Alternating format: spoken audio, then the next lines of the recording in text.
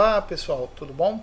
Aqui é o vosso amigo Panda e hoje a gente vai começar o nosso último tutorial e aula daquela série de erros mais comuns de usuário Linux. E a gente vai falar hoje de um tema bastante controverso, bastante na questões de mito, né, sobre vírus para Linux e ainda mais sobre o uso de antivírus. Muitos dizem que antivírus não é necessário em Linux, antivírus não é necessário em servidores Linux, mas por experiência própria eu posso garantir a vocês que existe sim vírus para Linux. Eu já peguei servidores Linux infectados, não diretamente pela porta de comunicação com a internet do servidor, mas de uma estação que fez um download de um backdoor e esse backdoor andou explorando a rede até chegar lá no servidor, né? Assim como eu já peguei casos de vírus que destruíram partições Linux completamente, né? Então, a gente fazendo uma análise forense, depois a gente verificou que a partição foi adulterada por um programa externo e não intrinsecamente um corrompimento da partição, quer dizer, houve uma sobreescrita de dados. Então a gente já sabe que foi uma ação ou humana ou uma ação de um software, né?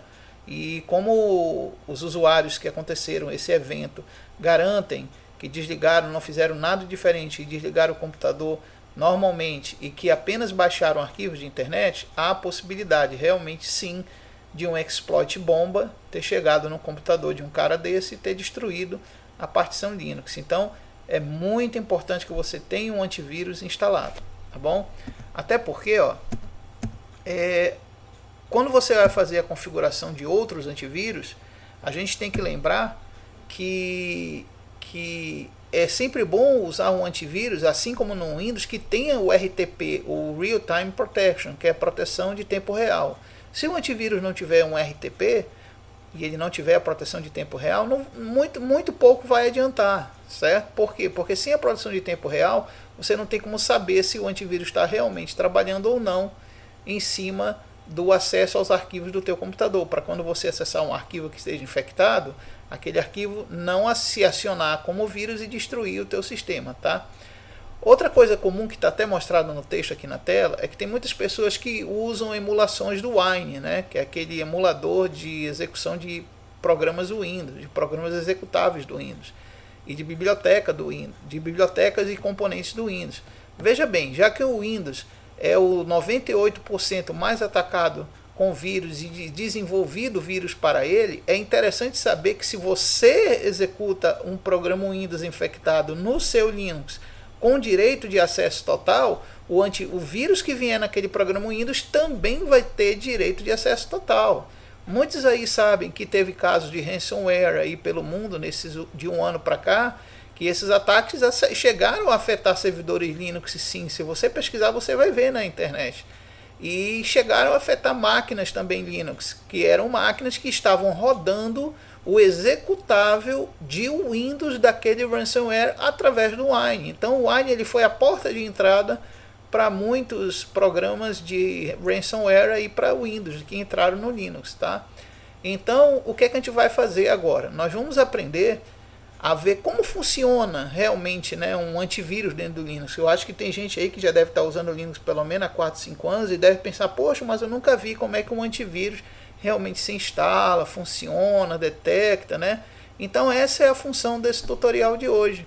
A gente aprender a ver como é que funciona essa questão de vírus dentro do Linux e de como esses antivírus podem ser configurados, tá? Bom, então olha só. A gente vai começar pelo mais simples de todos, que é o CleanAV, tá? O CleanAV é um antivírus muito prático, tá bom? Que a gente vai ver na prática agora como é que a gente utiliza ele. E eu vou deixar essa tela aqui para quem quiser pausar, que é um resumo de um dos antivírus mais simples de se configurar e mais simples de se utilizar dentro do Linux, tá? É o CleanAV. Então eu vou deixar essa tela parada aqui pelo menos por uns 30 segundos, para que na próxima tela a gente já entre na prática mesmo de como utilizar esse antivírus e outros antivírus que a gente vai ver, como o Cômodo, que é chamado Dragão de Komodo, e também o Sophos, que é o melhor antivírus para servidores e proteção de tempo real para quem usa sua máquina Linux, tá? Então vou deixar em um tempinho e a gente passa adiante para a nossa aula prática aí de como instalar o CleanAV e também instalar os outros antivírus conhecidos tão bons quanto ele, tá? Daqui a pouco a gente continua.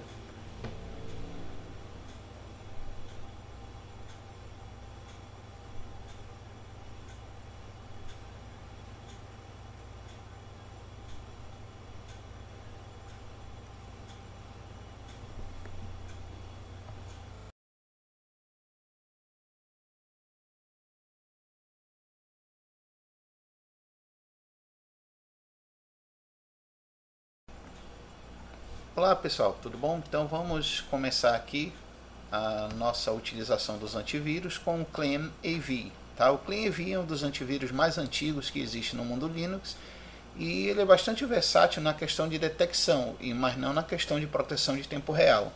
Ele existe em quase todos os repositórios Linux e ele também tem uma GUI gráfica que a gente pode utilizar para fazer rastreamentos dele no ambiente gráfico. Tá? Mas vamos aprender de forma mais forense como utilizar ele na parte de comandos, tá? Então, inicialmente a gente vai instalar ele, tá? Então é bom a gente estar aqui como super usuário, que é o que eu vou fazer agora, e vamos instalar ele aqui, ok? Vamos dar o comando dnf install, vou até aproximar aqui para a gente saber quais são os pacotes que tem que ser instalados. É o ClamAV e também o ClamTK. Tá? O ClamTK é o GUI gráfico dele, é o ambiente gráfico dele para caso a gente queira utilizar, que a gente vai dar uma olhada depois, ok? Bom, eu dando Enter aqui, ele vai informar para mim que talvez já esteja até instalado os dois pacotes aí, né? E é como ele avisou agora aqui, ó, a gente pode ver aqui que ele avisou, ó, nessas duas linhas que já estão instaladas, tá? Caso não estivesse, ele só vai pedir confirmação e você instala. A próxima etapa que a gente vai ter que fazer aqui, pessoal, é editar o arquivo de configuração dele, tá? Por quê? Porque existe um problema que é recorrente de algumas distribuições Linux, que quando ele é colocado no repositório da distribuição, o arquivo de configuração dele geralmente vem com um dos parâmetros errado, e por causa desses parâmetros errados, ele não vai conseguir buscar as atualizações de base de vírus, tá? Então, o que é que a gente vai fazer? Nós vamos editar aqui com esse comando, ó. Nós vamos puxar aqui com esse comando o arquivo de configuração dele, tá? Então, a gente vai buscar aqui na pasta etc. o arquivo chamado freshclam, ok? .conf. É nesse arquivo aqui que está toda a configuração de log de base de dados de vírus do antivírus ClamAV, tá? Então, uma vez aberto aqui, ó, vamos abrir aqui, vamos abrir, e eu vou mostrar para vocês aonde é a linha que acontece esse problema. Esse arquivo aqui ele tem muitos parâmetros que você pode estudar, eles são muito bem explicados, ó. Cada linha aqui tem uma explicação comentada do que faz aquele parâmetro, tá? E a linha que vai dar problema na hora de atualizar o arquivo com a base de dados é essa linha aqui, ó. É essa linha aqui que está descomentada, tá? São duas linhas na realidade. É essa linha, são três linhas, é essa linha aqui, é essa linha aqui e esta linha aqui. Eu vou até marcar elas aqui, ó. Essas três linhas geralmente elas vêm comentadas, mas a principal delas que mais vai influenciar no funcionamento da atualização da base de dados é essa que eu acabei de marcar. Se esta linha vier comentada, você descomente ela, porque ela estando comentada não vai ter como atualizar o banco de dados, vai ficar dando erro direto. Essa linha aqui é opcional, você pode comentá-la ou não, deixar ela desativada ou não. E a mesma coisa para essa linha aqui. Eu deixei elas ativadas, ou melhor, descomentadas, por quê? Porque isso aqui ele vai buscar de um banco de dados mais antigo, caso o atual não esteja online. E essa daqui ele vai buscar de espelhos, caso ele não encontre o banco de dados principal, ele vai pesquisar em outros espelhos da internet, ok? Muito bem, então, estando aí com essas modificações feitas, a gente salva, né? Eu não vou salvar porque eu não fiz modificação nenhuma, então eu vou apenas sair da edição do arquivo. E agora chegou a parte mais importante, a parte que a gente vai atualizar a base de dados do antivírus, do ClamAV. Então, como é que a gente vai fazer? Basta você dar o comando, eu vou até diminuir aqui a fonte, basta você dar o comando freshclam, só isso aqui. E ele já vai, com esse único comando, ele já vai tentar buscar as atualizações de 4 arquivos, que são os 4 arquivos principais da base de dados do CleanAV. Então vamos acompanhar aqui como é que ele vai fazer. Ó. Ele está avisando aqui que ele não buscou nada. Por quê? Porque ele verificou que todos os arquivos principais aqui da base de dados já estão atualizados. Ó. A gente vê aqui que tem um arquivo main.cld, que ele disse que já está atualizado, tá? Is up to date, já está atualizado. Ele tem aqui o arquivo daily.cld também, que já está atualizado, tá? E já tem o arquivo bytecode.cld, que já está também atualizado. Ele já diz aqui em inglês que está up to date, então está mais do que atualizado, né? E então, se por acaso eles não estivessem atualizados, o que ele iria fazer? Ele ia mostrar os domínios sendo alcançados, ele ia mostrar um logzinho de domínios sendo alcançados, iria mostrar o percentual de cada arquivo sendo baixado. E uma vez feito isso, ele vai dar as mesmas linhas que deu aí embaixo, avisando que já está atualizado, ok? Próxima etapa agora é a gente aprender a fazer os rastreamentos com precisão, se existem vírus ou não, tá? Então deixa eu dar uma limpada de tela aqui, ficar mais prático para a gente. E agora a gente vai aprender como fazer aí a grafia dos comandos do CleanAV para a gente fazer o rastreamento, né? Uma coisa importante que a gente tem que salientar aqui nesse tutorial é que o CleanAV, ele muitas vezes ele pode confundir arquivos executáveis do Windows com vírus, tá? Ou bibliotecas do Windows com vírus. Isso é muito comum. Por quê? Porque o CleanAV ele é meio radical nessas questões de plataformas. Ele não aceita muito que bibliotecas e arquivos binários de outras plataformas estejam permeando aqui os arquivos da estrutura Linux. Então pode acontecer isso daí dele identificar como se fosse um vírus. Então nesse caso o que é que eu recomendo? Eu não recomendo, quando você fizer a execução dele em linha de comando, você não colocar a opção de Remove As. Por quê? Porque senão ele pode acabar removendo um arquivo importante seu. Então o ideal é que ele identifique o vírus, lhe informe onde o vírus está, e aí depois de informado você vai ter a capacidade de ir lá, já que você conhece Linux, você tem a capacidade de ir lá e remover ou não o arquivo infectado de acordo com a sua vontade, tá? Mas pelo menos ele vai te dar uma boa ajuda em rastrear esse arquivo e identificar esse arquivo para ti, que é o mais importante. Então como é que a gente usa ele aqui a nível de linha de comando? A gente vai usar da seguinte forma.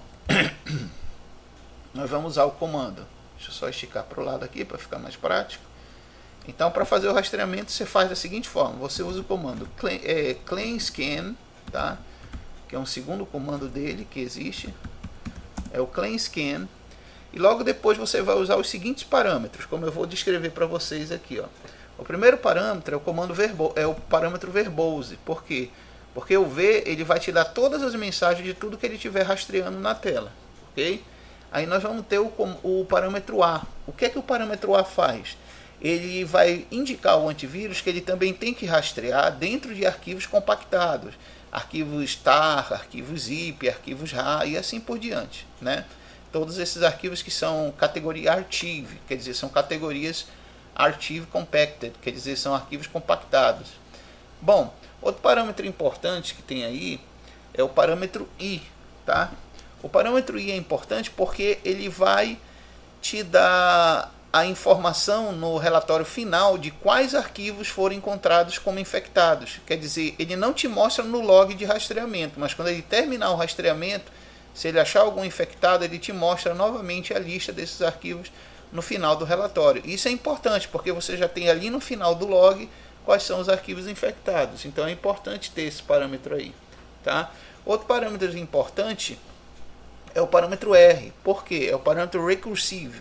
O recursive ele vai te permitir rastrear subpastas de subpasta de subpasta e assim por diante. Qualquer subpasta que você tiver aí, ele vai rastreando, tá? Outra opção importante é a opção Bell, tá? Por quê? Porque se você estiver distante do seu computador e você ouvir um barulhinho tipo um sino assim, pim, pim, significa que ele já achou vírus e está te comunicando via som, né, via alerta, via sino, através de um aviso sonoro, ele vai te comunicar que ele encontrou na lista de rastreamento um vírus, tá? Então é importante ter esse parâmetro Bell para que ele avise você sobre isso. Outra coisa importante também, pessoal, é a questão do se você vai querer que ele, como eu falei ainda agora, se você vai querer que ele remova diretamente ou não o vírus. Nesse caso, você pode usar o comando, o parâmetro remove, tá? E depois você informa como yes. Nesse caso aqui, ele já vai detonar o arquivo, ele vai apagar logo de vez o arquivo, caso ele identifique como infectado. Mas foi como eu falei ainda agora. Se for um arquivo Windows de uma coisa que você está emulando do Windows ou alguma biblioteca do Windows que você utilizou aqui no Linux, pode ser que ele confunda como vírus e ele vai acabar estragando alguma programação que você fez aí no seu Linux. Então o ideal é você não usar esse parâmetro, tá? E deixar que você mesmo remova de acordo com a sua análise depois. Se você achar que o arquivo realmente você não conhece o arquivo e que você acha que ele é vírus, aí sim você vai lá realmente e remove ele, mas pelo menos você vai saber que o antivírus identificou ele para você. Bom, e o último parâmetro interessante é o parâmetro aqui, ó, de heurística, tá? Vamos escrever aqui heuristic traço scan traço dependence precedence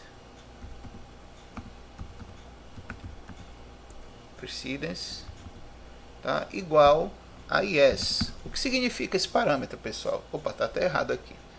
É precedence, ok? Esse parâmetro ele protege o antivírus contra falsos negativos ou também protege o antivírus de passar batido em arquivos que realmente são vírus ou vírus genéricos, né? E ele não identifica como vírus. Então ele vai usar antes de entrar no conteúdo binário do arquivo, ele vai usar uma técnica que muitos aí de segurança e desenvolvimento de vírus conhecem, que é a técnica de heurística.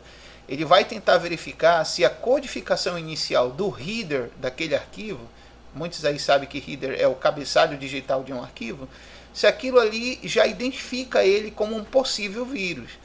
Tá? Se ele verificar que aquele arquivo tem isso no cabeçalho dele, no header, o que é que ele vai fazer? Ele vai te dar um alerta dizendo, olha, isso aqui é um vírus genérico, quer dizer, é um arquivo que possivelmente ele não seja um vírus, mas ele trabalha com as mesmas características de um vírus. Eu posso citar como exemplo aí quem é programador e desenvolve sistemas, principalmente para Windows. Muita gente aí já está usando a versão mais atual do Delphi, que é a versão 7.5, né? E o Delphi ele tem um problema. O Delphi ele coloca uma criptografia no header dos arquivos binários dele que parece um vírus de backdoor. E isso é problemático. Por quê? Porque o Delphi ele eleva a carga de processamento muito alta do Windows. Isso faz com que o Windows às vezes até se confunda achando que aquilo é um vírus que está rodando. Então se tu tiver aí no teu Linux algum arquivo que tenha sido pré-compilado pelo Delphi 7 ou 7.5, pode acontecer do CleanIV identificar esse executável como sendo um vírus, por causa da heurística do Delphi colocar no header dos arquivos compilados dele uma característica de backdoor, quer dizer, não é um backdoor, mas parece um backdoor. Então por isso que a heurística ela pode te ajudar a identificar quais os arquivos que parecem vírus, tá? Bom, e o último parâmetro, que eu vou até abrir um pouquinho aqui para a gente ver lá do outro lado. O último parâmetro e um dos mais importantes é você especificar aqui agora o local inicial do rastreamento. Eu posso, por exemplo, colocar aqui a raiz para ele rastrear tudo, né? Porque ele vai pegar a raiz do Linux e começar daí em diante a rastrear tudo. Ou eu posso especificar um local específico, por exemplo, a pasta home, para ele escanear todos os perfis do usuário. Ou eu posso especificar um perfil de usuário específico, como aqui, por exemplo, ó. Eu posso dizer para ele, como último parâmetro, rastrear o perfil somente do Panda, que está na pasta home, né? No caso aqui, eu vou mandar ele rastrear. Vou mandar ele rastrear aqui uma pasta mais simplória, né, do sistema, é a pasta TMP, é a pasta do lixo eletrônico. Por quê? Porque tem alguns aplicativos que, se tiverem código mal intencionado, eles vão jogar lá na pasta TMP alguns arquivos de exploits para serem processados lá e começar a roubar informações de tráfego do teu sistema, né? Pronto, então tá aí o comando já pronto do clean scan, e agora vamos dar enter e ver o rastreamento dele, tá? Ele demora um pouquinho e vai já começar a rastrear. E nessa altura ele está lendo o banco de dados, ó, E ele só achou um arquivozinho, só na pasta TMP, né? E não achou arquivo infectado nenhum. Ele só achou essa pasta lá no TMP e ele já rastreou e não achou nada, tá? Agora vamos fazer um rastreamento um pouquinho mais amplo, tá? Vamos mandar ele rastrear a pasta etc. Como eu estou fazendo aqui no final, ó. Você pode ver que eu estou colocando aqui para ele rastrear a pasta etc. Então vamos ver como vai ser esse rastreamento agora. Vai ser um rastreamento um pouco mais amplo, já que a pasta etc tem muito mais arquivos, né? Tá aí, rastreando tudo, certo? Se tiver algum vírus, ele vai dar o alerta sonoro, e além de dar o alerta sonoro, ele vai mostrar no final do log quais são os arquivos que ele achou infectados, né? Bom, então ele terminou aí o rastreamento e não achou nada, né? Não deu aviso sonoro, rastreou aqui 1.331 arquivos e não achou nada, certo? Então você vê aí, pessoal, o quanto versátil ele é. Agora, vamos falar do GUI gráfico dele, do ambiente gráfico, que já está até aberto aqui, ó. Normalmente ele coloca esse ambiente gráfico dele, desculpa aí, pessoal, na pasta de acessórios, tá? Do teu menu. Então ele fica aqui, ó, como Clean TK, ok? E eu já estou com ele aberto aqui, ó, tá bom? E esse é o GUI gráfico do nosso amigo Clean TK. Então vamos só ampliar aqui para a gente ver algumas características importantes, ó. Aqui você tem a parte de configurações, onde você configura em parâmetros dele, tá? Aqueles parâmetros que nós vimos que você dá em linha de comandos, né? Você pode verificar por aqui, ó. Você pode marcar esses parâmetros por aqui, ok? Bom, outra coisa que ele tem importante é você criar uma lista de ignorados. Você pode criar aqui nessa lista branca uma lista de arquivos que você quer que ele nunca cheque, ou lista de pastas, tá? Aqui você pode configurar um proxy, tá? Nessa opção de rede, para que ele passe por um proxy para tentar buscar as atualizações dele, tá? Nós temos aqui o histórico que ele faz na parte do GUI gráfico. O legal dele é que ele loga tudo, então você pode buscar o histórico de logs de tudo que ele rastreou. Bom, quando você rastreia pelo GUI gráfico, geralmente ele não apaga, ele joga para uma pasta de quarentena. E aí aqui você acessa todos os arquivos que foram jogados aí na pasta de quarentena como infectados. Aqui você pode buscar as atualizações dele, tá? Nessa parte de atualizações. E aqui você pode ver quais foram as atualizações que já foram feitas na vida útil do GUI gráfico dele, tá? E aqui é a parte mais importante, é a parte que a gente vai fazer a análise, a gente vai fazer os rastreamentos, tá? Você pode aqui rastrear um arquivo específico, às vezes quando você tem um arquivo grande, que tem muitos arquivos compactados, arquivos que podem ser até gigas compactados, então a melhor maneira de rastrear é através dessa opção aqui, que é exclusiva para arquivos compactados. Nós temos essa opção que rastreia a partir de um diretório e diante, e nós temos essa opção que é de análise geral, que ele analisa toda a tua estrutura raiz do teu Linux para atrás de vírus, tá? Então, como vocês podem ver aí, esse GUI gráfico é bastante simples de se utilizar, tá? Você bastando abrir ele e fuçar as opções dele, você vai ver que não tem muita dor de cabeça de utilizar não. Então isso é que é bacana desse antivírus. Você pode usar ele em linha de comando ou pode usar ele em GUI gráfico, tá? Então a seguir a gente vai ver um outro antivírus muito útil também, que ainda está disponível na internet, que é o Cômodo, tá?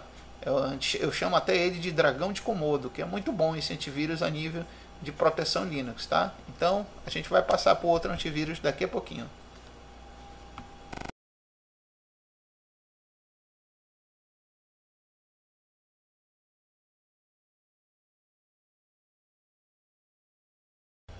Bom pessoal, agora a gente vai aprender como configurar, instalar, configurar e entender como funciona o GUI gráfico do Cômodo antivírus, tá? O Cômodo, que eu chamo de dragão de Komodo, é um antivírus muito bom a nível de proteção para servidores Linux e também para quem usa computação pessoal Linux, né? Existem recursos neles que infelizmente só vão funcionar para servidores, mas existem muitos recursos nele a nível de rastreamento que você pode configurar para ser utilizado num computador pessoal Linux, né? Bom, aqui eu estou no site dele, tá ok? Aqui eu estou no site do Cômodo, e para você baixar ele é muito simples. Você apenas tem que vir aqui, ó, como eu vou ampliar para vocês aqui verem, ó. Vocês apenas tem que vir aqui, escolher qual a distribuição Linux que vocês utilizam, né? No caso aqui eu vou escolher Fedora, que é uma das distribuições que eu mais utilizo, E aqui eu escolho se eu quero para 32 bits ou 64 bits. No caso, vou marcar para 64 bits, ok? E aqui a gente tem um botão de download para fazer o download dele. Só que eu não vou clicar porque eu já fiz o download dele, ok? Já está feito. Então, o que a gente vai fazer agora? A gente vai lá para o terminal para fazer a instalação dele. E aqui no terminal a gente vai entrar na parte de download, né? E a gente já vai listar aqui os arquivos. Vamos pedir aqui, para listar só os arquivos RPM, né? Que são os padrões de derivados do Red Hat. Então vamos pedir para listar aqui. E tá aqui ele baixado, ó. É um pacote muito simples, como você pode ver aí, ó. Tá? É o Kave-Linux 64, já que é 64 bits. Então vamos instalá-lo, né? Vamos fazer aqui o comando de instalação dele, né? O dnf install. Opa. E vamos instalá-lo ele aqui. Então tá aqui Kave-Linux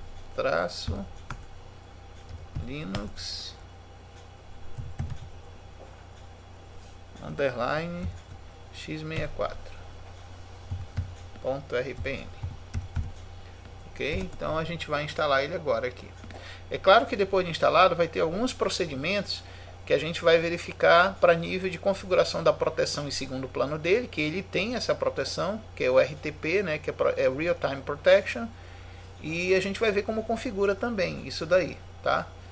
Então, feito aqui o comando, a gente vai instalar agora, dar a senha do administrador, do root, e vamos aguardar a instalação dele. Então, isso aqui, a instalação ela é mais manual, né? Não é direto do repositório oficial, como foi o antivírus anterior, certo? Então, ele pede aqui para confirmar a instalação. Ele mostra aqui que o nome do pacote que vai ser registrado nas bibliotecas do sistema vai ser esse aqui. Então, se um dia a gente precisar desinstalar ele, você tem que lembrar deste nome aqui, tá? Então, vamos dar sim aqui para prosseguir a instalação e vamos aguardar ele instalar.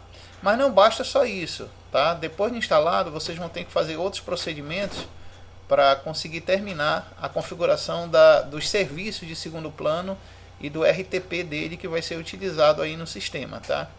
E a gente vai ver também mais adiante que ele tem um falso alerta que aparece, tá? Que toda vez que você roda ele dá esse falso alerta, mas na realidade ele apenas não consegue ver o status do serviço dele, quando na realidade o serviço dele está rodando bonitinho aí por trás dos serviços de segundo plano do sistema. Então vamos aguardar aí ele terminar de instalar, né? Tá para terminar a instalação. Ele demora um pouco porque desses 25 MB ele transforma em 50 MB, né? E depois vira 72, como está indicado aí na tela. Por isso que ele demora um pouquinho. Pronto, está instalando. Deixa eu só dizer não para o meu conk aqui. E já está instalado, certo? Bom, o mais interessante dele é que mesmo depois de instalado, você tem que adaptar o kernel do teu sistema para poder rodar os serviços de segundo plano dele. Porque ele virtualiza, na realidade, o RTP de Real Time Protection dele. Isso ajuda a evitar que os vírus danifiquem aí o serviço do antivírus, né, de proteção de segundo plano. Então, a primeira coisa que você tem que fazer, no caso aqui que eu estou usando o Fedora, eu tenho que instalar as bibliotecas de compilação, as bibliotecas de compilação do kernel, né? No caso aqui, eu já fiz isso, mas caso quem queira fazer, tem que consultar na internet ou no manual da tua distribuição, ou no site wiki da tua distribuição, ou no site da documentação da distribuição, como é que você instala todo o conjunto de compiladores que você vai necessitar, ou o conjunto de bibliotecas de desenvolvimento para você adaptar o kernel para outras virtualizações, como VMware, VirtualBox e assim por diante, né? Então, no caso aqui, ó, eu já tenho feito, eu vou mostrar até para vocês aqui, quais são essas bibliotecas, que no meu caso aqui do Fedora, para quem utilizar o Fedora, né? Eu vou abrir aqui um manualzinho prático que eu tenho, e nesse manualzinho vocês vão ver quais são essas bibliotecas que são necessárias aí no caso para quem utiliza Fedora ou distribuições Red Hat, né? Então são essas bibliotecas aqui que eu vou mostrar para vocês aqui já já. Tá.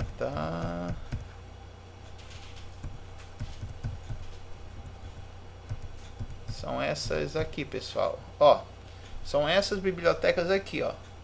Tá? Esse conjunto aqui, tá? Tem que ter esse conjunto de grupo de bibliotecas, que é o Development Libraries e o Development Tools, tá? Esse outro conjunto aqui de bibliotecas, tá? Você tem que ter, no caso da distribuição Red Hat, Fedora ou Mageia, para poder fazer essa adaptação do kernel, tá? Bom, então vamos voltar aqui para o nosso terminal e vamos agora dar um comandozinho aqui, que é próprio do Commodore Antivírus. Para esse comandozinho ele vai ajudar a compilar o kernel, tá? Então seria esse comando aqui, ó, que eu vou mostrar para vocês. Seria esse aqui, ó. Só chegar nele. Primeira coisa, você tem que entrar na pasta etc, tá bom? Depois que você entrar na pasta etc, não, desculpa, etc não, pessoal, vamos sair aqui, é a pasta opt, tá? Você tem que entrar na pasta opt, como eu estou mostrando aqui, eu vou até ampliar para vocês verem. Deixa eu só dar um clear aqui, porque assim fica meio difícil. Então, você vai entrar na pasta opt. Depois de você entrar na pasta opt, você vai entrar na pasta Commodore, tá? Tudo em maiúsculo, tá, pessoal? A pasta Commodore aqui, ela está em maiúscula. Então, uma vez entrado na pasta e você listando os arquivos da pasta, você vai ver que tem um arquivo aqui chamado, ó, postsetup.sh. Esse arquivo aqui é que vai fazer todo o preparo da pós-instalação desse antivírus aí no teu sistema, tá? E fazer também a preparação do kernel para você rodar aí o serviço de segundo plano do antivírus numa boa, tá? Virtualizado no teu kernel. Então o que é que a gente vai fazer agora? A gente vai exatamente dar aquele comando lá, tá? É post, a gente vai dar o comando post setup.sh, tá? Vamos executar aquele script que está lá. Opa, por que não rodou? Ah, tá, porque faltou aqui o ponto para ele entender que é a execução de um script, tá, pessoal? Então vamos lá. Bom, então ele já começa aqui a execução do script. E a primeira coisa que ele pergunta é se a gente quer mostrar o contrato de licença do uso do antivírus. A gente dá Enter e vai dando espaço aqui nesse More, que é uma tela de More. E a gente vai dando espaço até ele terminar aqui a leitura e pedir uma confirmação. Você aceita os contratos de licença? Então nós vamos confirmar sim, né? E ele pergunta se eu quero dar um e-mail, cadastrar um e-mail, para que no caso de alertas do antivírus ele passe alguma coisa para esse e-mail. Mas isso aqui é opcional, tá? Como a gente está só fazendo um tutorial, eu não vou fornecer esse e-mail agora. Então eu dou Enter. Aí ele pergunta qual idioma eu vou querer configurar o antivírus. No caso aqui eu vou usar o idioma número 16, que é Português Brasil aqui, ó. Número 16, tá, pessoal? Então vamos usar aqui o 16.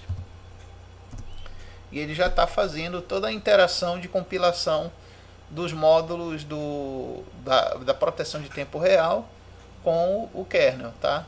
Então é só a gente aguardar agora ele fazer todo o serviço.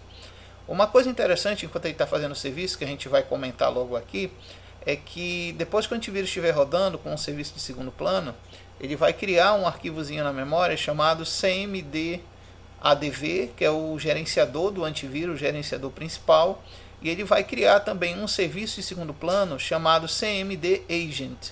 Esse serviço de segundo plano, cmd agent, é que vai ser a proteção de arquivo de tempo real, que vai sempre monitorar todos os arquivos que estiverem sendo acessados aí pelo usuário, pela internet ou pelo sistema Linux, tá? É como se fosse uma proteção de tempo real básica. Bom, feito isso aqui, a próxima etapa agora é a gente reiniciar o gerenciador do antivírus, tá? E para reiniciar ele, basta a gente dar esse comando aqui, ó, que eu vou mostrar para vocês aqui. Só chegar nele aqui. Cadê? Tá aqui, ó. Basta a gente dar esse comando aqui que eu vou ampliar para vocês verem, ó. Espera aí, deixa eu limpar aqui. Vamos aqui ver o comando novamente, tá?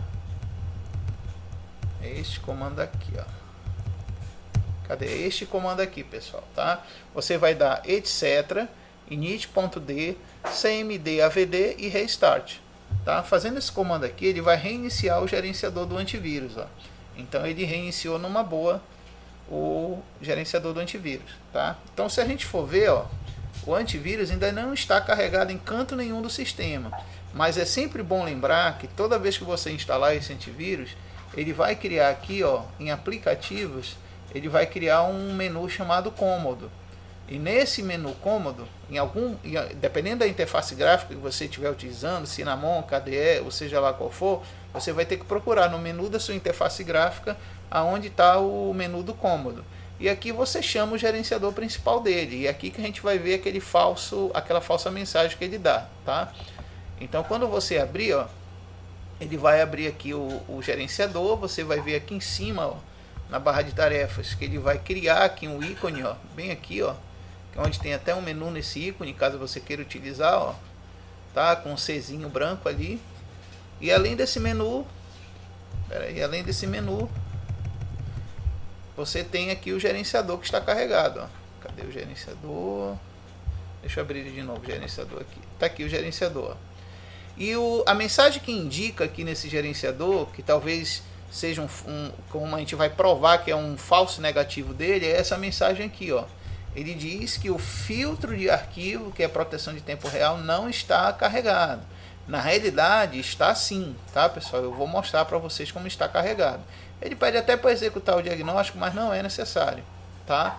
Então vamos primeiro entender, antes da gente ver essa questão da mensagem, vamos entender como é que funciona aqui a nossa tela do gerenciador, né? Aqui você pode, ó, atualizar o banco de dados, tá? Ele diz que nunca foi atualizado, tá bom? Mas se você clicar aqui, ó, ele vai atrás agora da base de dados e vai baixar a base de dados aí, ó. Então é só clicar ali que ele começa a ir atrás da base de dados e baixar. Como é uma base de dados de 368 megas e a internet aqui não é lá, essas Coca-Cola, então vai demorar um pouquinho, tá? Então a gente vai esconder aqui e deixar ele atualizando aí de uma boa a base de dados.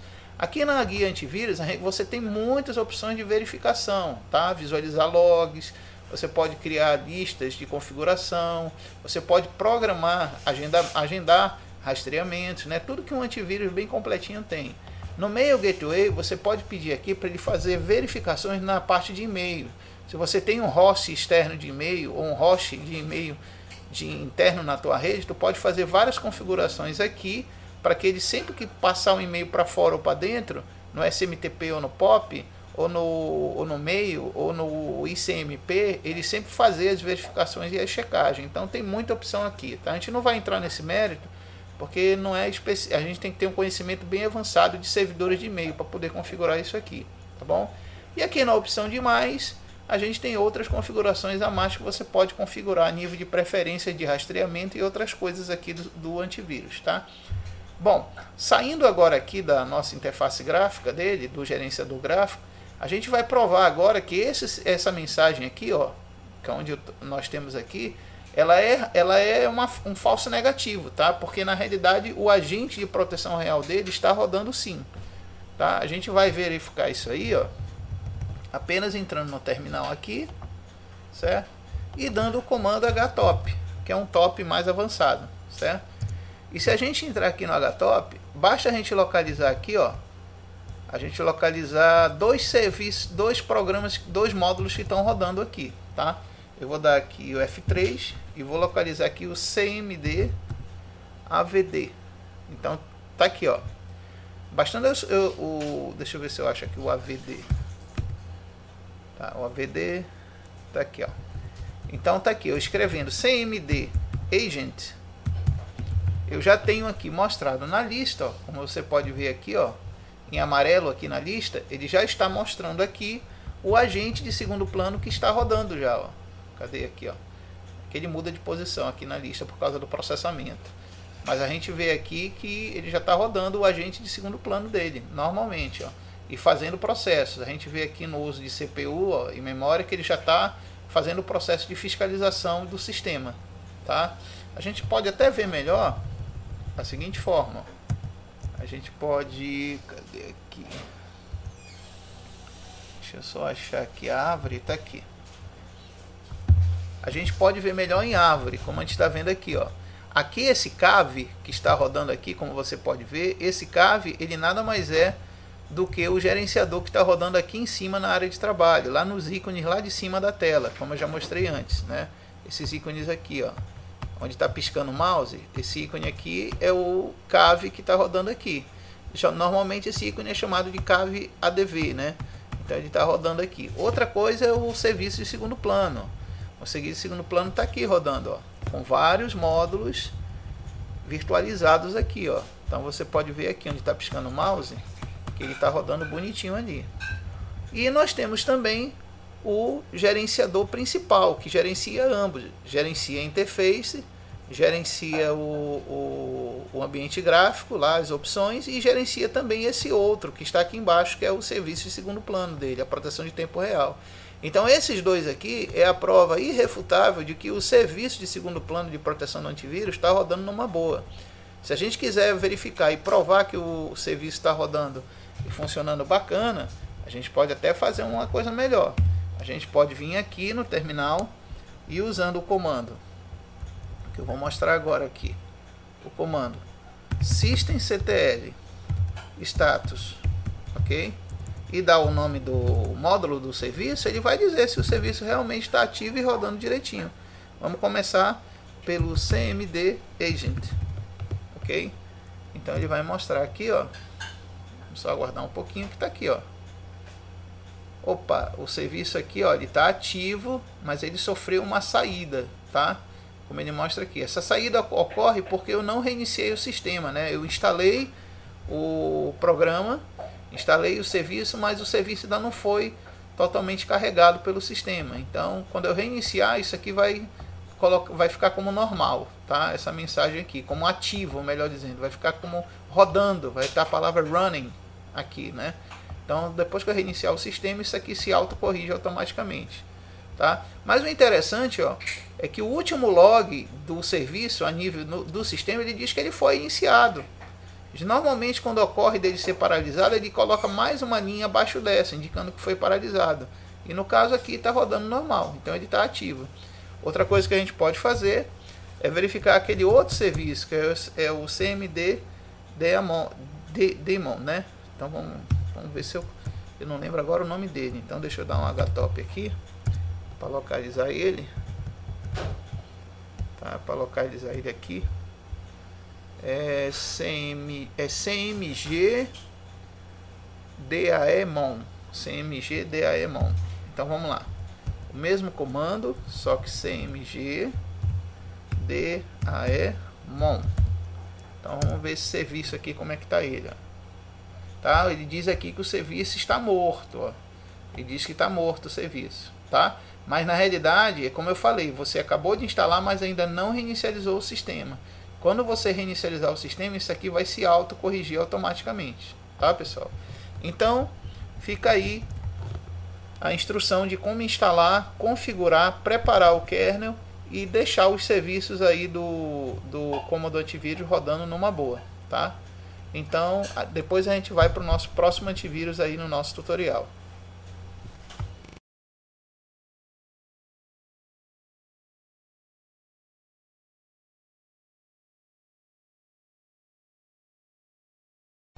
Oi pessoal, então vamos ver aqui como é que a gente utiliza o antivírus Sophos, que é um dos melhores antivírus para a gente usar em servidores e que tem uma das melhores proteções automáticas e qualidade em programação de rastreamento, tá? Bom, a primeira coisa que para instalar o Sophos você vai ter que baixá-lo do site, né? Então nós temos aqui, ó, o site do Sophos, né? Onde você pode vir aqui em produtos, tá?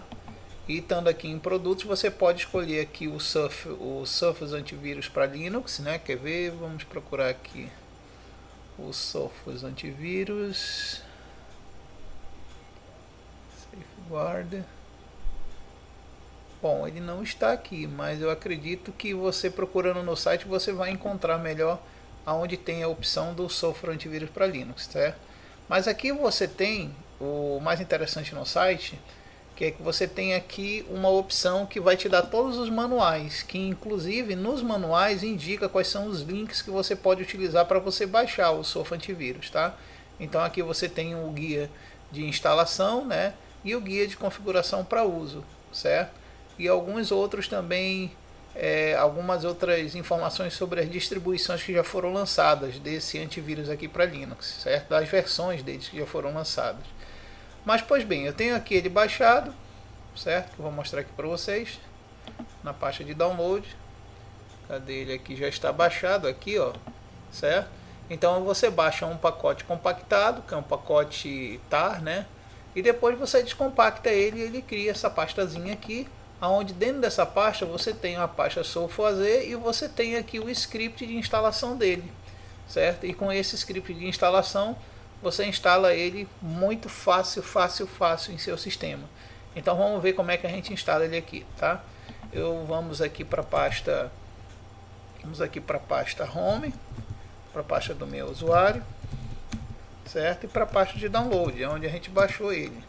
E se a gente der um ls, a gente vê que a pasta que já foi descompactada está aqui, ó.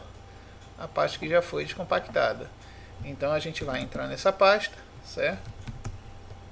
E dentro dessa pasta a gente vai ter uma outra pasta, que é a pasta do Sophos, certo? E se a gente vê aqui, ó, vamos entrar nela, a gente vê aqui, já tem o script de instalação bem aqui do lado, ó. Está aqui o script de instalação do Sophos. Então o que é que você tem que fazer? Você estando aqui como super usuário, a única coisa que você tem que fazer é rodar aí o script para instalar ele, né? É claro que ele vai dar muitas mensagens na tela de confirmação e eu vou dar um passo a passo para vocês entenderem como é que vai ser essas confirmações, tá? Então a primeira coisa que ele pergunta é que ele mostra aqui que ele vai instalar o protetor de sistema, que é o scanner de acesso automático. Ele vai instalar o scanner de demanda, que nós vamos aprender a utilizar, e ele vai instalar também o daemon, que é o GUI de controle do antivírus, né? Além de toda a documentação e manuais que você pode acessar pelo comando man, né? Então aqui você dá enter para continuar e ele vai te dar a EULA de contrato de uso, né, do antivírus. Você vai dando espaço até chegar no final aqui. Aí quando chegar no final ele vai fazer uma pergunta se você concorda com os termos aqui embaixo, ó. Então você responde yes para continuar. Ele pergunta onde o software vai ser instalado, tá? É sempre bom você não alterar, você deixar essa opção aqui, que é a pasta OPT e a pasta software AV que ele vai criar. Então aqui você não precisa responder nada, é só você dar enter, tá? E ele pergunta se você quer habilitar a proteção em modo real. Bom, gente, isso é interessante porque como eu comecei a instalação direta e eu não disse para ele que eu queria proteção de tempo real, mesmo respondendo sim aqui, ele não vai me dar a proteção de tempo real. Então quer dizer, não adianta nada eu fazer uma instalação direta se eu não colocar um parâmetro lá no script de instalação para que ele já instale com a proteção real ativada. Então o que é que eu vou fazer? Eu vou cancelar aqui, eu vou iniciar novamente a instalação, tá? Vou mostrar para vocês, ó. Eu vou iniciar novamente a instalação, só que eu vou colocar um parâmetro só a mais aqui, tá? Como vocês podem ver, eu vou colocar o parâmetro live, que seria proteção viva, né? Protection, ok? Igual a true. Qual a vantagem de eu passar esse parâmetro para o script aqui na instalação? A vantagem é que ele já vai me instalar com toda a proteção de tempo real do antivírus, tá? E a gente depois vai ver como isso funciona nos arquivos de exemplo infectados que eu baixei aí. Bom, ele vai começar a mesma instalação novamente, né? Só que agora já com aquela opção que eu informei aqui em cima, ó, que ele já vai ter que instalar com a proteção ativada, ok? Então vamos dar enter, vamos pular aqui o contrato novamente, né? E responder yes aqui para aceitar. Aí ele pergunta aonde eu vou instalar, eu vou dar enter. Ele vai fazer a mesma pergunta de novo. Então agora vai fazer diferença eu responder sim ou não. Por quê? Porque agora eu respondendo sim, como eu passei o parâmetro lá no início da instalação, aí sim ele vai configurar certinho a proteção de tempo real. Então eu respondo sim. Agora ele pergunta aqui da onde eu quero que as atualizações venham. Eu vou dizer que tem que vir do servidor do Sophos. Então eu vou escolher a opção S, que é essa opção que está marcada aqui, ó. Tá? Então eu escolho S. E ele pergunta se eu quero usar a versão paga, que é a supported, né? Ou se eu quero usar a versão free.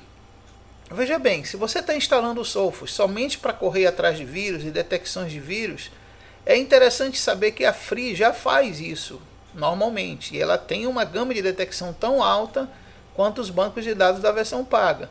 A única diferença é que a versão paga ela tem outros serviços a mais que se comunicam com vários outros clientes de outros serviços do próprio servidor da empresa Sophos. Então essa que é a única diferença entre eles. Então, como eu não quero pagar por esses serviços extras, eu só quero mesmo detectar se tem vírus no meu sistema, o que é que eu vou fazer? Eu vou usar a opção F para escolher a versão free, que é só o que me interessa, detectar se tem vírus. E depois ele pergunta se eu tenho um proxy na rede aqui para me passar o antivírus pelo proxy. No caso, como eu não tenho, eu vou dizer não, certo? E agora ele vai começar a fazer a instalação do Sophos. A gente pode ver aqui, ó, como eu vou apontar com o mouse, tá? Que ele está aqui já instalando o módulo principal nessa linha aqui, tá? Aí ele vai tentar inicializar o serviço de segundo plano e ele avisa aqui que a instalação já está sendo terminada. Mas a gente tem que aguardar mais um pouco, que ele está tentando adaptar o kernel para poder usar o serviço de segundo plano aí do antivírus, né? Isso é interessante, porque como a gente já viu antes nos outros dois antivírus, se o kernel não for 100% compatível, talvez você não tenha aquela função de proteção de segundo plano ativada. Terminada essa instalação aqui, a gente vai seguir o mesmo caminho que a gente seguiu nos outros antivírus. Primeiramente, a gente vai tentar atualizar a base de dados. Eu acredito até que ela já esteja atualizada aqui, porque eu já andei instalando ele e já fiz a primeira atualização. Então os arquivos da base de dados ainda estão aí, ó. Então pronto, ele terminou de instalar e ele dá esse avisozinho aqui, ó. Você está rodando o Sophos no kernel em que Sophos não tem capacidade binária nos módulos do kernel. Entretanto, os módulos do kernel foram localmente compilados. Então quer dizer, alguns módulos ele compilou para poder ficar compatível com esse kernel que eu estou usando aqui, tá? Alguns módulos do programa, não do kernel em si. Bom, uma vez instalado, vem aquela questão agora, como é que eu vou atualizar o Sophos, né? Como é que eu vou mandar ele buscar lá do servidor da base de dados dele tudo que ele precisa para ser atualizado. Nesse caso aqui, é bom a gente lembrar que durante aqui, ó, eu vou rolar de volta, durante a instalação, ele perguntou aqui aonde a gente queria instalar, ó, tá aqui. Então a minha primeira providência que eu tenho que fazer é ir para esse caminho aqui do Sophos, tá? Então vamos lá, vamos dar aí cd barra, vamos ampliar aqui para todo mundo poder acompanhar. A gente vai lá para o Sophos, tá? Para o diretório do Sophos que está em opt. Agora o que é que eu tenho que fazer? Eu tenho que listar para ver o que é que tem aqui. Opa, desculpa aí. A gente tem aqui, olha, uma pasta chamada bin, onde está os binários de execução do Sophos, tá? Então a gente tem que entrar nessa pasta aí. Então vamos lá para o bin. E nessa pasta, se eu listar, a gente vê que eu tenho aqui um binário chamado save Sophos AV Update, que é o SAV Update, a gente chama de SAV, né? O Sophos ele é abreviado com essa sigla SA de Sophos, né? De AV de antivírus e Update de atualização. Bom, então o que é que a gente vai fazer? A gente vai rodar esse binário aqui justamente para a gente ter as atualizações do Sophos. Então vamos lá rodar ele, vamos fazer aqui SAV Update, SAV Update, e vamos ver o resultado que ele vai nos dar aqui da atualização, tá? Ele demora um pouquinho a iniciar, porque para alcançar o servidor do Sophos e o servidor liberar as atualizações, ele leva em torno de 2 a 3 ou no máximo 4 minutos, tá? Então eu vou dar uma pausa no vídeo aqui e continuar assim que ele começar a fazer a atualização, para a gente não perder muito tempo de espera. Bom, como a gente pode ver, já começou aí a interação com o servidor aí do Sophos Antivírus, né? Então daqui a pouco ele já vai começar a dar alguns dados para a gente e transferir arquivos caso realmente o banco de dados de vírus esteja desatualizado, tá? Então vamos só aguardar aí para ver o que acontece com o fornecimento dos arquivos de atualização do servidor do Sophos.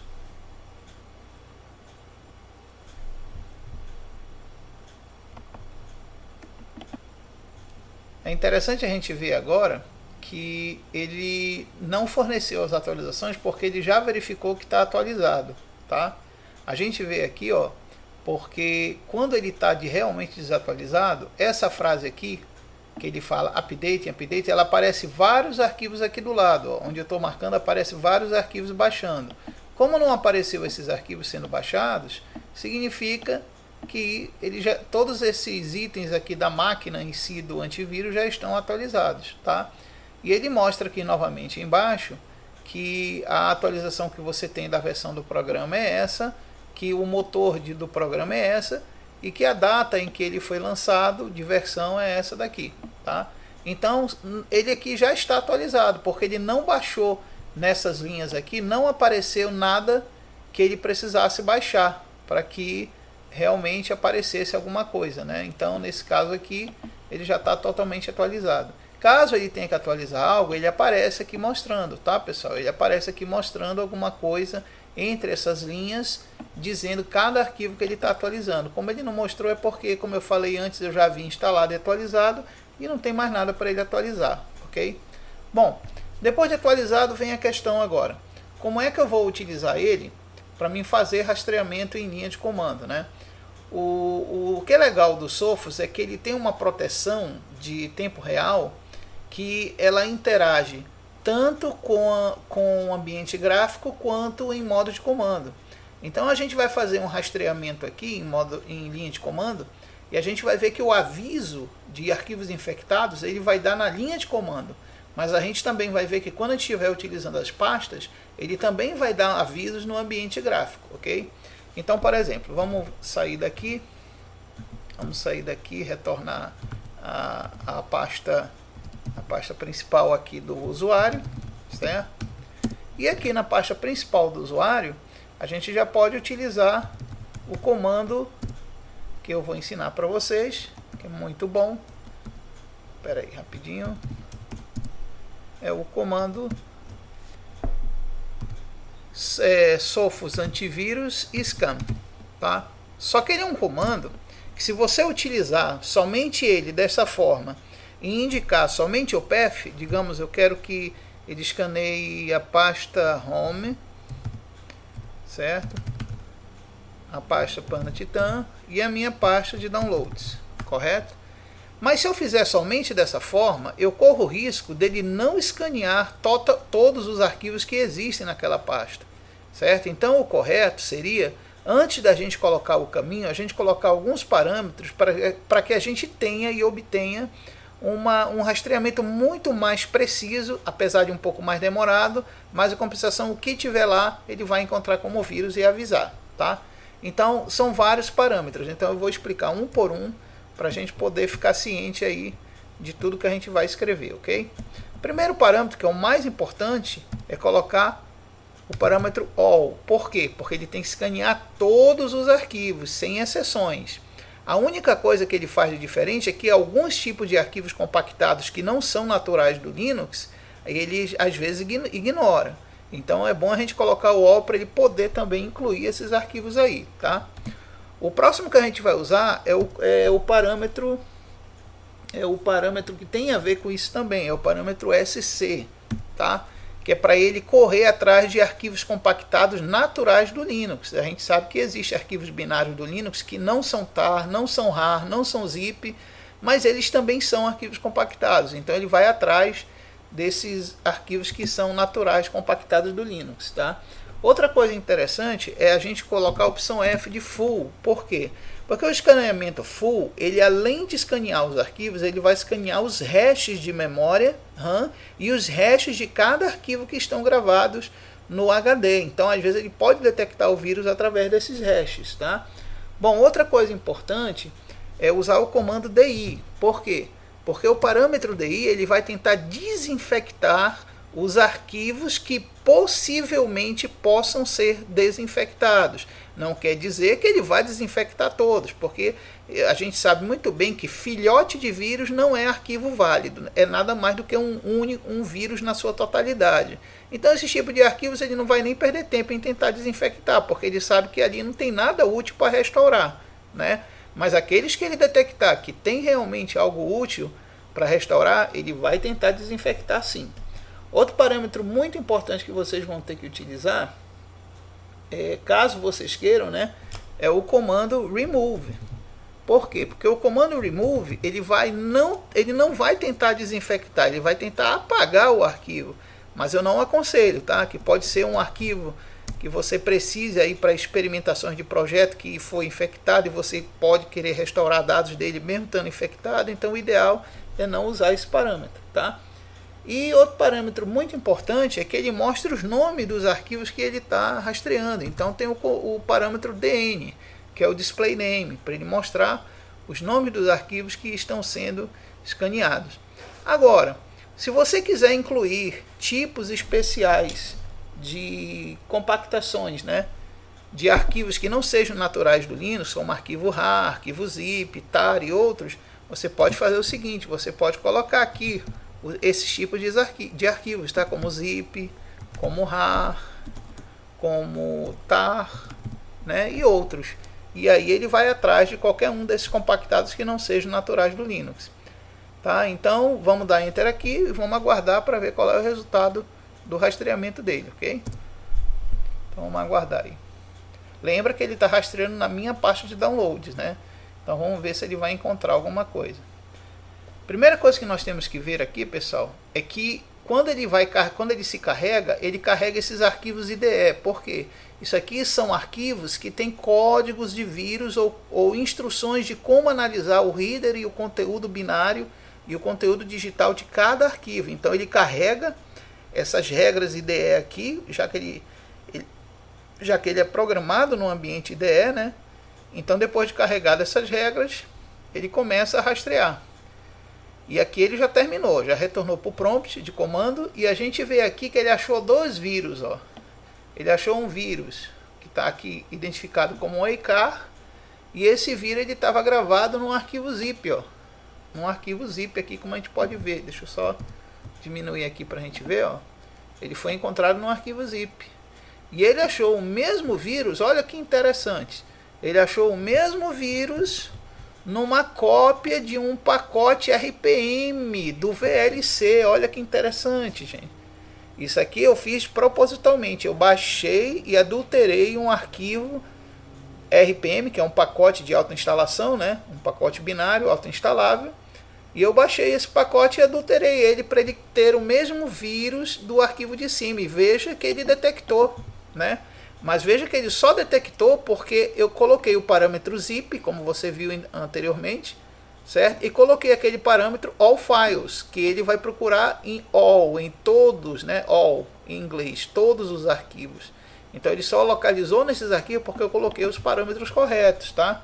E aqui ele diz a duração e quantos arquivos ele achou. Veja que ele não removeu o vírus. Por que que ele não removeu? Ele não desinfectou o vírus.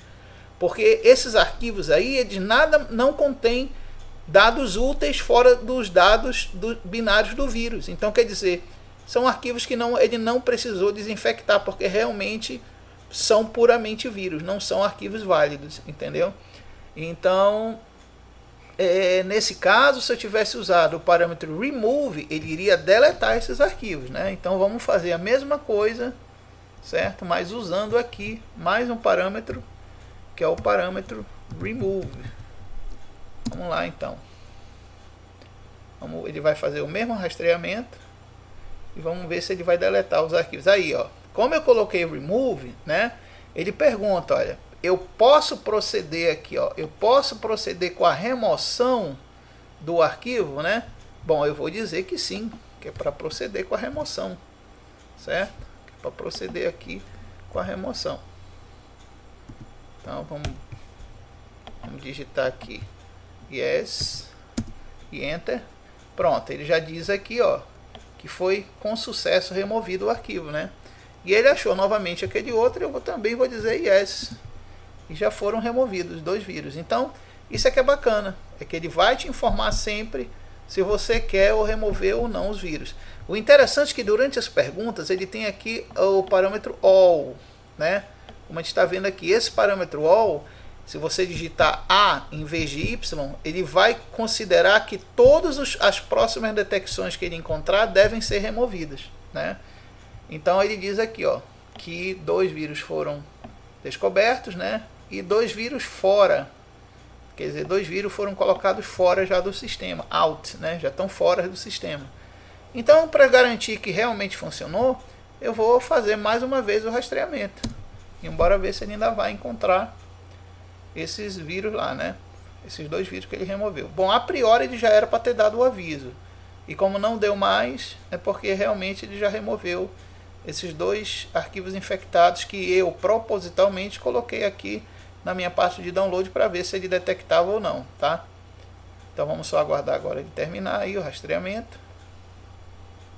Tá para terminar. E não achou mais nada. Você viu que até o relatório final agora foi mais simples, né? Então vem a questão agora o seguinte: eu já sei que se eu rastrear, ele vai me informar e vai mostrar o vírus, né? Agora, e se por acaso eu estiver trabalhando com o vírus no ambiente gráfico, eu sem querer clicar num arquivo infectado, né? Como é que fica? Nesse caso, se acontecer isso daí, ó, eu vou tentar ver se eu restauro aqui um arquivo infectado. Bom, daqui eu não tenho, mas deixa eu ver aqui na pasta de download. Também não tem mais, mas eu vou aqui baixar da internet, tá? Vou baixar esse vírus novamente aqui da internet. Vamos aqui na pasta de histórico para a gente baixar. Deixa eu ver se eu tô com ele aqui. Tá aqui. Então vou baixar novamente ele aqui, o vírus, tá? Vou baixar ele. Estou baixando agora. Ele já está lá na minha pasta de download, certo? Vamos voltar lá para a pasta de download. Tá aqui ele baixado, o vírus, ó. Agora veja só como a proteção em tempo real do Sophos, ela realmente é precisa. Se eu der 2 cliques nesse arquivo e tentar abrir, ó, ele já me avisa aqui no ambiente gráfico. Então isso já é a proteção de tempo real dele, avisando que o arquivo está infectado, tá? Mas a única coisa que ele está avisando aqui é qual o vírus e qual arquivo, mas ele não está removendo o vírus, tá? Nesse caso, se eu estou no ambiente gráfico, é meu dever eu remover ou deletar aquele arquivo que eu sei que é filhote de vírus ou é um arquivo totalmente infectado. Então o ideal seria eu remover o arquivo, né? Então eu deletar ele aqui, né? E deletar aqui a parte que ele criou também, certo? Vamos ver aqui dentro, não tem nada, porque ele bloqueou, né? Ele não deixou criar nada, porque ele bloqueou. Então você vê que a prova é do que eu lhe falei, né?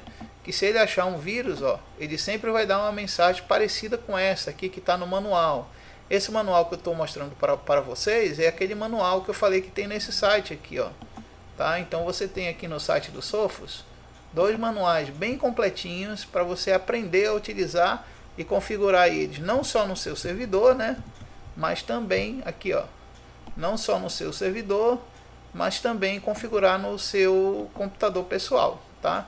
Então o Sophos é um dos melhores antivírus que existem aí a nível de proteção de tempo real, de RTP, e a nível também de escaneamento e configuração de parâmetros para escanear, tá, gente?